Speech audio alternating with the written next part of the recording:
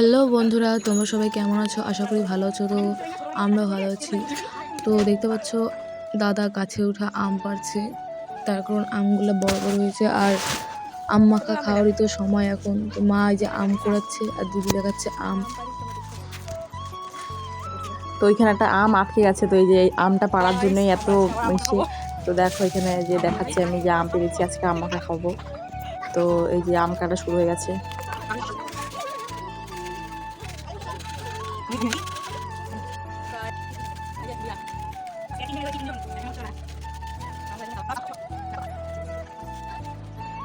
তো এই যে আম মাখার মধ্যে চিনি, গুড়, লবণ, লেবু পাতা, লঙ্কা, আবার কাসুন্দি দিতে ভুলে গেছি, তো কাসুন্দি দেওয়া হবে একটু পরে।